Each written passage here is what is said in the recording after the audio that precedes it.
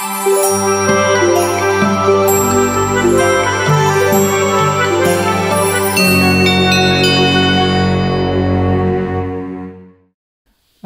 Sobat Teduh, bagaimana kabarnya bersama saya Ahmad Wasim Mustafa dalam podcast Ruang Teduh, Sambung Kasih Peduli Lebih.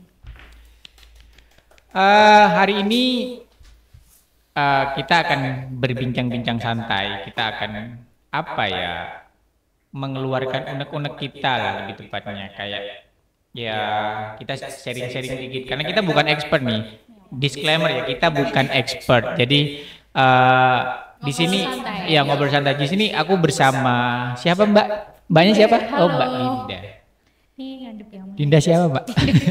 Dinda Camelia, Dinkam, Dinda. Oke, jadi kami itu dari tim ini mental health, school based mental health, tim SBMH. Jadi kalau aku tuh di tim campaign ya yang biasa ngurusin kampanye-kampanye di media sosial dan juga di Dinda juga sebenarnya juga yang ngurusin tim kampanye media sosial juga Dinda dan juga beberapa teman-teman juga yang ada di sini sebenarnya dia, tapi mereka nggak mau. Mereka maunya di belakang-belakang. Nah, eh hari ini tuh kita akan ngobrol-ngobrol tentang peristiwa-peristiwa yang terjadi gitu ya. Kayak misal nih Din, kemarin tuh aku udah denger berita tuh. Baru-baru ini nih, dua mahasiswa di dua kampus yang berbeda itu bunuh diri loh, lompat dari lantai berapa gitu. Kita nggak usah perlu nyebut nama Iya universitas. nggak usah. Iya nggak usah. Jadi kalau menurutmu nih Din, kenapa itu terjadi? Well, sebenarnya berat nggak sih kalau ngomongin kenapa kok itu terjadi? Karena setiap orang pasti punya alasan. Iya ya. sih. Tapi di situ kita bisa lihat betapa mungkin setiap orang itu setiap hari punya struggle yang mereka sendiri, dan mungkin setiap orang kapasitasnya juga berbeda, dan ada hari dimana mereka udah nggak bisa, udah nggak kuat lagi, terus melakukan hal-hal yang mungkin sangat disayangkan gitu kali ya. Menurut kamu gimana tuh Sil? Kalau menurut aku gitu kan, semakin banyaknya orang yang lompat bunuh diri dan disebar di sosial media, itu bisa men-trigger kalau menurutku, men-trigger orang lain untuk lompat gitu loh. Betul. Untuk lompat juga. Jadi kan itu kan jaraknya tuh nggak lama ya, dan pun sama-sama mahasiswa. Yang satu di mahasiswa ini gitu kan, dia lompat dari salah satu gedung, dan nggak lama dari itu aku juga dengar di salah satu ternyata itu malah bahkan dia di asrama kampusnya gitu loh. Ada yang lompat dari asrama kampusnya, dan mungkin itu juga bisa ya, daripada aku kayak gini, aku nggak punya harapan lagi ya. Mending aku ngikut itu aja. Kalau menurut aku sih itu. Kalau kayak gitu berarti lingkungan kita juga nggak aware dong kalau misalnya teman kita sendiri ternyata struggling, tapi kita juga nggak tahu, dan kayak kamu tadi bilang itu terjadi di lingkungan sekolah dan sebagainya. Berarti kan kalau bisa kita lihat, bisa dibilang lingkungan komunitas yang paling dekat nggak nge-support kita nggak sih? Menurutmu gimana tuh? Semuanya itu nggak mungkin ya kita, karena nggak mungkin itu langsung dari karena yang jauh tidak mensupport, kan nggak mungkin ya. Pasti dari lingkungan dulu. Ya itu juga benar sih, menjadi salah satu Concern utama kita nggak menjadi sih? salah satu concern utama kita di SBMH gitu.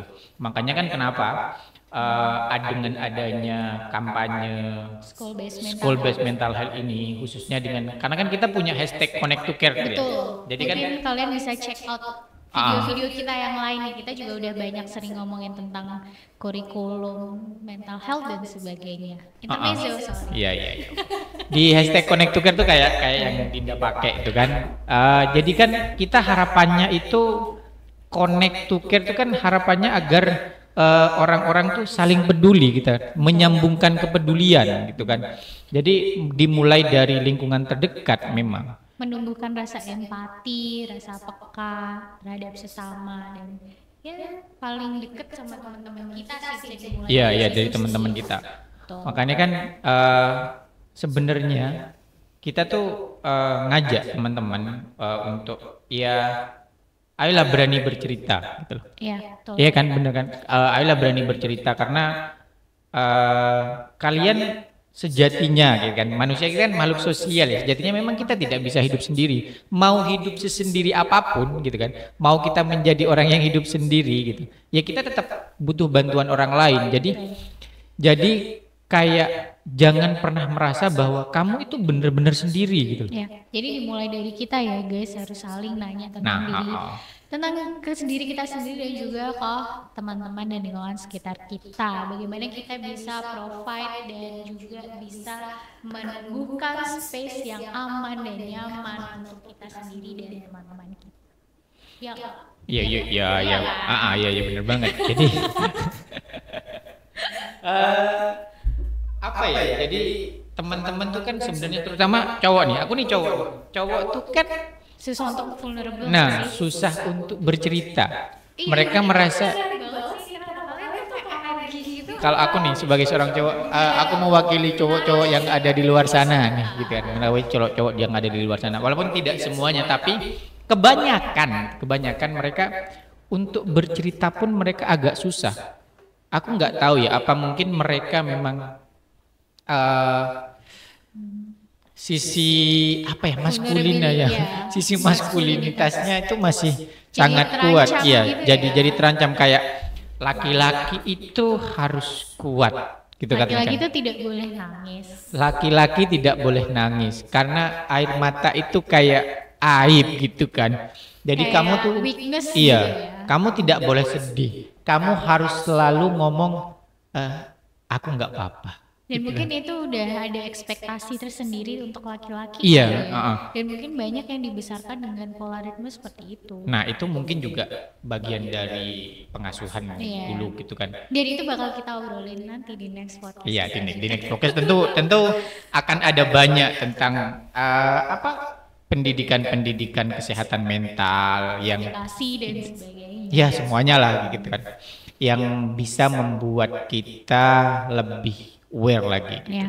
Nah, balik lagi ke laki-laki, belum selesai nih. Oke. Jadi tuh laki-laki tuh sebenarnya kan mereka tuh ngerasanya bahwa ya aku bisa ngelakuin ini sendiri gitu loh. Mau cerita pun kita nggak usah jauh-jauh deh. Mungkin bapak kita gitu.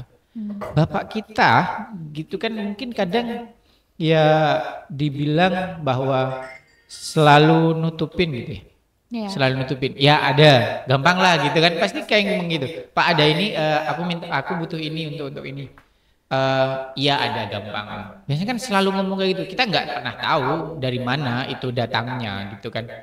Kayak kalau bapak memang butuh bantuan, ngomong dong gitu kan. Kayak gitu. Itu mungkin juga sampai karena kan orang tua itu kayak menjadi contoh gitu ya, menjadi contoh untuk anak-anaknya itu kan juga mungkin bisa jadi karena pola asuhnya juga. Karena memang laki-laki di luar sana kan, Anda jangan sungkan untuk bercerita kepada siapapun ya. Jangan sungkan untuk ya kalau mau datang ke psikolog ya monggo gitu loh. Kalau kalian punya keresahan, punya apa ya, hal-hal yang mungkin tidak bisa ditumpahkan gitu loh, tidak bisa ditumpahkan sama orang-orang terdekat ya, datanglah ke profesional gitu, datanglah ke profesional karena memang kita semua itu butuh bantuan gitu. Nggak bisa kita harus sendiri. Oke, ya udah ditinggal tidur aja, ditinggal ngopi aja ya, nggak semudah itu, gengs gitu loh. Jadi kayak mungkin kita ngopi udah ketemu sama teman-teman kita ngobrol-ngobrol gitu, udah pulang hampa lagi kita pasti itu. Karena aku ya pernah lah ngerasain walaupun nggak sering gitu loh. Udah ngobrol-ngobrol nih udah hahaha sampai malam kan. Sampai larut malam pulang. Terus ya kok pulang gitu kan. Nggak ada orang, sepi, saya kayak hampa gitu loh. Kayak nggak dibawa jiwa yang waktu ngopi itu ke rumah gitu loh. Kalau cewek gimana? Kalau cewek itu kan pasti udah sering denger kan statement kalau perempuan itu overly emosional dibandingkan dengan laki-laki gitu ya. Kayaknya banyak deh, banyak yang mungkin udah pernah dengar Ah, statement itu. Dan mungkin dengan overly emosional itu aku ngerasa ya, kita sebagai perempuan jadi lebih terbuka, lebih in tune dengan emosi dan perasaan kita. Jadi kita bisa lebih apa ya, menganalisis dan validasi yang kita rasain. Jadi case-nya adalah kalau as simple as dalam suatu hubungan tuh biasanya kan bisa dilihat tuh ada timpang, yang laki-laki kebanyakan diam, yang perempuan iya kebanyakan iya. wow, Wah wow, wah wow, wah wow, wah wow. wah gitu ya. Nah itu mungkin satu dua hal agak beririsan sama apa yang Wasil bilang ya, mungkin Hmm. kalau laki-laki kebanyakan dipendem dan lebih mikir di dalam diri mereka sendiri, dan itu membuat aku jadi bertanya nih, sebenarnya kalau kayak gitu tuh apakah karena ada stigma-stigma tertentu yang kita udah apa ya, mungkin kita sering dengar terus kita jadi ikut ke bawah, dan kayak misal tadi laki-laki don't cry, terus karena stigma tersebut kita jadi kayak oh ya udah berarti emang kita nggak boleh nangis, terus kalau misalnya perempuan kayak gini jadi harus kayak gini gitu. Nah itu I don't know. Nah kalau misalnya dipikir-pikir sebenarnya apakah itu jadi salah satu tantangan kalau kita ngomongin tentang kesehatan mental, Tantangan. Iya, ya kan? sangat sangat menjadi tantangan Jadi karena stigma itu termasuk salah satu tantangan yang harus kita overcome ketika kita berbicara tentang kesehatan mental kan. iya, itu kan kita kayak gitu tuh kayak kita tuh perlu jujur gitu loh. Jujur jujur kepada diri kita sendiri bahwa jadi kan kita itu banyak laki-laki tuh sukanya denial gitu loh. Iya kan, sukanya denial bahwa dia kadang tidak mengakui bahwa Emotional dia avoidant kali ya bahasanya ya. iya iya iya kayak Iya kan? gitulah mungkin ya. Iya. Aku nggak tahu itu bahasanya apa lah gitu. Tapi kayak eh ya memang laki-laki itu memang susah untuk jujur Din. Karena mungkin stigma-stigma itu, stigma maskulinitas bahwa laki-laki itu memang harus seperti ini. Kalaupun laki-laki itu memang walaupun nanti gitu ketika dia sudah berkeluarga, berumah tangga, laki-laki adalah pemimpin keluarga, iya. Harus diasah Iya, dari memang. pola komunikasi ya. Tapi pemimpin gitu lah. Kalau kita melihat pemimpin, pemimpin itu kesatria gitu loh. Kalau kita melihat dari sisi kesatria, kalau kita harus membedah sedikit tentang kesatria, kesatria itu bukan hanya gagah dalam berperang, bukan hanya gagah dalam memimpin sebuah pasukan, tapi dia berani meminta maaf gitu loh. Nah, Iya, iya, benar-benar, berani setuju, meminta sepakat. maaf. Kesatria itu berani meminta Dan maaf. itu adalah sebuah strength. Nah, Dan orang lain melihatnya itu banyak sebagai weakness. itu yang tidak tidak kita pelajari. Kenapa kita hanya melihat tentang kesatria yang mungkin aku nggak tahu superhero itu superhero kan kelihatan kuat, ya udah luka tapi masih berjuang gitu. Tapi kan kesatria itu juga yang perlu teman-teman tahu. Kesatria itu juga harus mau dan berani meminta maaf gitu loh. Dan itu bukan sebuah apa ya? Apa sih namanya kekurangan? Itu bukan sebuah kekurangan tadi kan. Itu memang strength kita yang mana ketika kita mampu meminta maaf itu bisa menjadi mungkin ketika kita minta maaf dan tidak angkuh itu menjadi jalan yang lebih baik ke Dan depannya itu gitu. banyak orang yang belum aware. Nah, itu dia.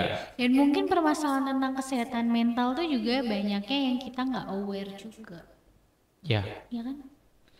So Walaupun- many things. walaupun sekarang ya aku nggak tahu. Kalau aku kan generasiku, aku masuknya milenial apa ya? Milenial. Milenial. Aku bukan Gen Z kan aku Bukan, nih. Ya, Gen oke. Z itu kayaknya 2000-an. Tapi 2000-an. mungkin kalau salah tolong dibenarkan. Nah, aku tahun berapa ya? Udah nggak usah di-spill lah ya kan. Jadi aku masih masuk milenial gitu. Memang ada perbedaan gitu. Memang ada perbedaan dari bagaimana kita apa sih namanya situasi lingkungan kita sudah sangat berbeda, sangat berbeda. Karena kalau sekarang mungkin ya misal nih di pekerjaan aja, nggak usah pekerjaan, misal di lingkungan, ya aku coba mau mengerjakan itu, gitu loh. Aku cuma mau mengerjakan itu dan fokus itu boleh. Gitu. Tapi ketika ada temanmu yang kesusahan, masa kamu nggak mau membantu gitu loh, gitu kan? Kalau kamu bisa, kenapa nggak membantu? Kita terlalu fokus. Mungkin kalau aku ngelihatnya ya sekarang mereka terlalu fokus untuk mengejar apa sih sesuatu yang bukan lebih ke realistis ya dunia, lebih kayak eh, aku pengen mengejar itu, gitu. Aku pengen mengejar itu, tapi eh, dia usahanya tidak sesuai dengan apa yang ingin dia kejar gitu loh. Pokoknya aku pengen gitu loh, berangan-angan, tapi Itu namanya halu nggak sih? nah ya itu kayak gitu, gitu. Dulu Heeh, gitu kan. Iya, iya. Dan merasa bahwa eh, aku kok nggak sama ya kayak dia. Kenapa kita nggak melihat ke proses kita dulu Iya, gitu dan kan? itu apa, ada pepatah orang Jawa kayak rumput, bukan orang Jawa sih, tapi intinya rumput tetangga itu pasti lebih Iya iya iya hijau. iya. Dan Iya. kadang di situ kita juga suka lupa sih untuk reminder untuk diri kita sendiri dan melihat kelebihan Nah, kita. iya benar-benar. Ini ada satu reminder yang aku sering ingetin diriku sendiri sih ketika aku udah mulai overwhelmed dengan mungkin ekspektasi dan sebagainya. Aku berusaha ngingetin aku sendiri apa sih yang aku kejar dengan segala kelebihan dan keterbatasanku. Jadi itu sebagai apa ya? Sebagai parameter untuk ukur aku sendiri gitu loh. Apakah yang aku lakukan itu sudah apa ya, sudah cukup atau ada yang masih bisa aku improve, tapi juga at the same time biar aku bisa lebih mindful ketika mengerjakannya gitu loh. Itu sih.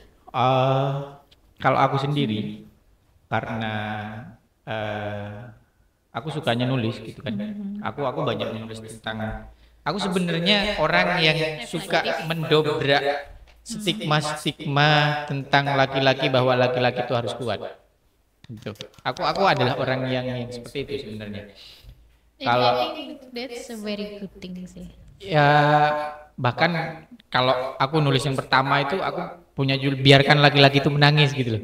Itu adalah sebuah bahwa nggak apa-apa menangis gitu loh.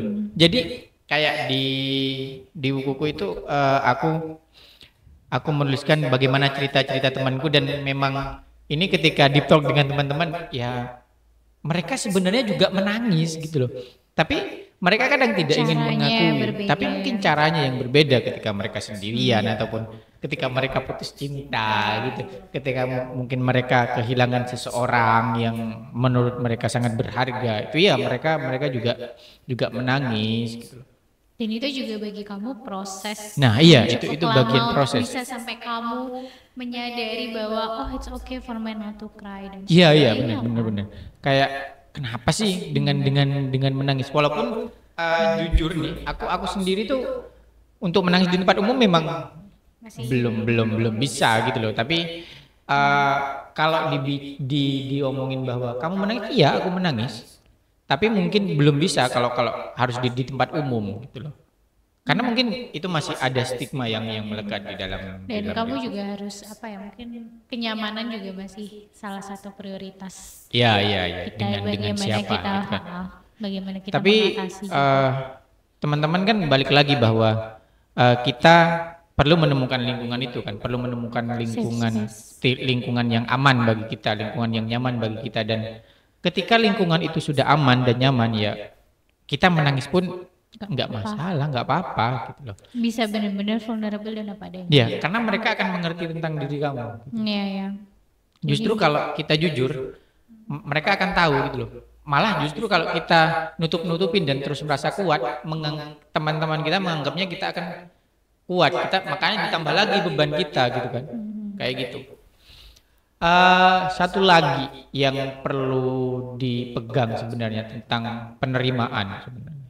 Ya kan, tentang penerimaan, bahwa Accepting. iya, tentang penerimaan kayak awal untuk kita sembuh gitu kan, awal untuk kita ketika kita memang sakit, bahwa terima bahwa itu sakit gitu kan. Konfront dan tapi kayak gitu kita juga harus udah selesai dengan proses grieving nggak sih? Iya iya, itu tentu, tapi sebelum kita tahu gitu, sebelum kita mengobati, sadari dulu, terima dulu apa yang sedang kamu rasakan gitu loh. Katakan bahwa ya ini sakit, misal kena pisau nih gitu kan, contohnya Perih kena gitu. pisau aja lah, kena Ya. pisau, iya sakit, jangan sok-sokan nggak sakit gitu Iya, loh, iya iya kan, benar-benar. jangan sok-sokan nggak sakit, Avoiding.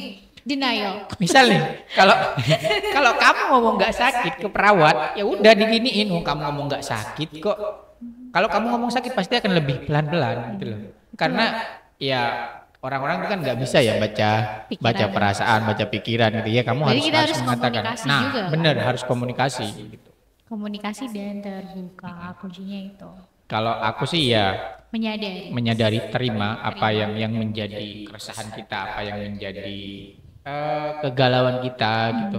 Dan ya nggak apa-apa laki-laki menangis itu. Terima validasi mungkin ya. Iya, iya. Validasi apa yang kita rasain. Terus habis itu mungkin kita memilah apa yang masih dalam kontrol kita dan apa yang masih apa yang udah di luar kontrol kita. Jadi kita bisa lebih bisa melanjutkan ke proses selanjutnya, yaitu accepting. Dan ya kita di di program mental health ini, di SPMH ini kita akan terus banyak menyuarakan tentang isu-isu mental health, tentang bagaimana kepedulian, bagaimana cara kita building, membangun safe space dan environment yang supporting satu sama lain. Di mana Din kita teman-teman bisa mendapatkan informasi itu? Kalian bisa cek.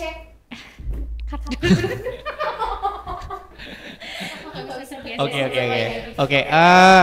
Teman-teman bisa mendapatkan banyak informasi gitu kan. Teman-teman bisa mendapatkan banyak informasi tentang kesehatan mental dan info-info. Ya pokoknya info-info terkait kesehatan mental di Instagramnya @rumpunurani dan @lakigib. Nah, karena itu adalah program kolaborasi. Gitu Iya. kan. Dan di situ juga akan kita dari program School Based Mental Health juga ada campaign dari kita yang mungkin kalian juga bisa cek, ada video dan sebagainya. Jadi check it out. Dan tentu saja akan ada banyak program-program offline ya, akan ada banyak program-program offline yang nantinya bisa teman-teman ikutin gitu loh, dan free untuk teman-teman, ya kan? Bisa diakses kapanpun, dimanapun. Ya benar. Perbincangan kita apakah sudah cukup hari ini? Sebenarnya nggak akan pernah cukup. Oke, nggak akan pernah cukup ya. Tapi kita kan take it step by step. Ya, benar, hari benar, ini benar, dulu benar. Ya. harus living mindfully and purposely. jadi nggak boleh langsung ya Boleh dek gitu kan, dikit, kaget ya. nanti kita ya. Oke, Tapi pelan-pelan. menuju goal tujuan yang sama, yaitu building komunitas yang Oke. aman dan nyaman. Gitu. Pelan-pelan teman-teman. Jadi Pelan-pelan, step by nanti step. sampai juga. Yang penting kita kerjakan. Kalaupun kita lelah, istirahat nggak apa-apa, gitu kan? Ya nggak apa-apa istirahat. Mungkin itu dulu ya Dulu. perbincangan kita kali ini. Aku cukupkan deh. Tadi aku buka, kamu yang menutup nggak? Nggak kebayang. Oke, aku yang menutup. Oke teman-teman, jangan lupa terus pantengin Instagram @rumpunurani dan Laki GIB. Tentunya akan banyak sekali info-info yang informatif tentang kesehatan mental untuk teman-teman. Mungkin kita bisa sambil tagline-nya bisa bareng. Iya, oke. Tagline-nya kita mau latihan dulu nih. Ini satu dua. Aku kalau gini. Kalau salah gimana? Connect to care, sambung kasih beri lebih gitu ya. Oke, aku yang ngomong. Perlu dihitung nggak? Nggak usah. Oke. Aku dulu nih yang ngomong. Jadi Kita punya tagline guys. kita punya tagline guys yang bisa semoga menjadi bisa menjadi pegangan kita teman-teman semua. Dan aku lupa lagi, kalau teman-teman ingin bercerita kepada tim kami gitu kan, Kita punya hotline. iya, kita ada hotline. Nanti teman-teman bisa menggunakan hashtag kita, bercerita dengan menggunakan hashtag kita yang diposting di Instagram dengan hashtag Connect to Care, dan bisa mention kita. Nanti Bisa pasti akan kita balas. Iya, sih. nanti Kita nggak iya. ghosting sih orangnya. Iya, nggak ghosting, tentu saja kita kan bukan pengghosting ya. Jadi dari semuanya nanti kalau teman-teman sudah mention, nanti kita akan repost. Nanti kalau ada yang ingin cerita berharga, nanti ceritanya bisa kita bincang-bincangin di sini kan. Tuh, bisa jadi Bisa salah kita bahas. satu tema yang kita bahas di next podcast selanjutnya. Oke teman-teman, terima kasih sudah mendengarkan dan menonton kita di podcast Ruang Teduh kan, di podcast Ruang Teduh. Connect to Care. sambung kasih, peduli lebih. Terima kasih.